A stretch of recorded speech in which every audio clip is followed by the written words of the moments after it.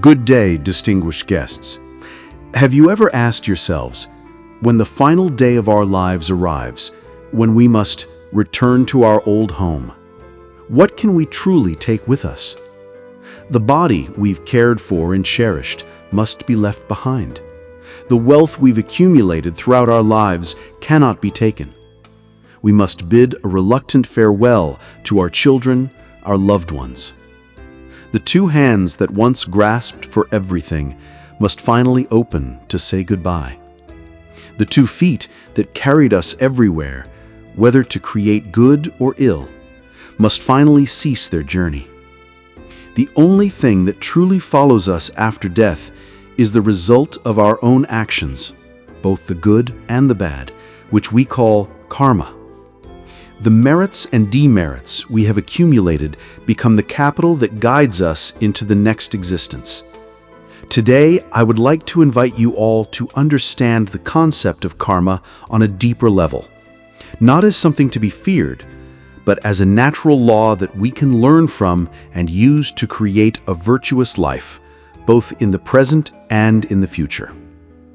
Karma is complex and affects our lives in many ways, often illustrated through stories. Some karma acts as our progenitor. This is the karma that leads to our birth. The fact that we are born as human beings or as other living creatures in various realms is all arranged by the karma we have created in the past. But once born, not everything is set in stone. There is also supporting karma that comes to our aid. Let's consider the story of Ananda Sethi.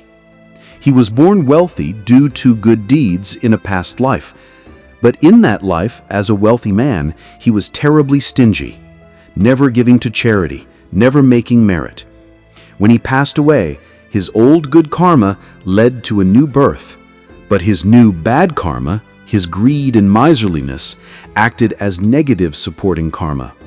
He was reborn in the womb of a poor, low-caste woman. From the moment she conceived, the village, already suffering from famine, fell into even greater hardship. This is the power of supporting karma, making a bad situation worse. At the same time, there is obstructive karma that constantly interferes with our lives. Consider the story of Venerable Sunakata. He became a monk and practiced until he attained the divine eye. But no matter how hard he tried, he could not achieve the divine ear. This was because in a past life, he had playfully capsized a young novice's boat and then slapped the novice's ear. That past evil deed acted as obstructive karma, preventing him from succeeding in any practice related to the ear. But obstructive karma can also be positive. Take the story of the red-bearded executioner, a man who had killed people his entire life with hell as his certain destination. On his last day of service, he had the opportunity to meet the great disciple, Sariputta, who had just emerged from a high state of meditation. With a faith he had never felt before, he offered the best food he had to the venerable monk. That single great act of merit became positive, obstructive karma, which counteracted the power of a lifetime of evil deeds. When he died, he was miraculously reborn as a celestial being in heaven. And sometimes there is karma even more powerful, destructive karma, which has the power to turn a life upside down in an instant. The clearest example is the story of King Ajatasattu. He was a king who greatly supported Buddhism, especially by sponsoring the first Buddhist council, an act of immense merit. But all that merit was destroyed by a weighty karma he had committed, the patricide of his father, King Bimbisara. When he died, this destructive karma nullified all his good deeds and dragged him straight to hell. Among all types of karma, one is the most powerful and always yields results before any other: weighty karma. The 5 most heinous evil acts are killing one's father, killing one's mother, killing an enlightened being, an arahant, harming a Buddha to the point of drawing blood, or creating a schism in the monastic community. The stories of King Ajatasattu and Devadatta are examples of this. On the positive side, weighty karma includes achieving high levels of meditative absorption, or jhana.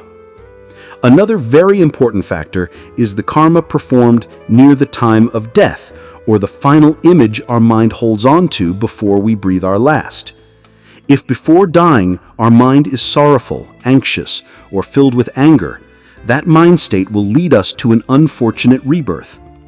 But if we can keep our mind pure, recollect the good deeds we have done, or have someone remind us of our merits, that wholesome state of mind will lead us to a happy destination. Furthermore, the karma we perform habitually has a profound effect.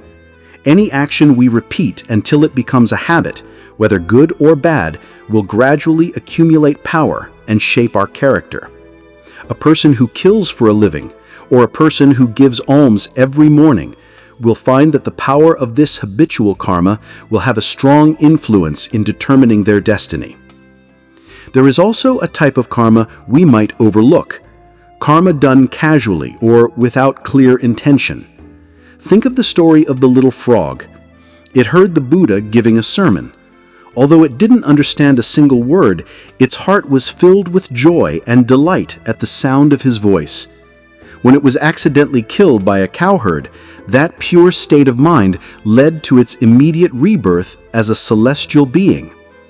This shows that even a seemingly small act, without full intention, can yield incredible results. Now, the question many people ask is, when will the karma we create bear fruit? The answer is that karma ripens at different times.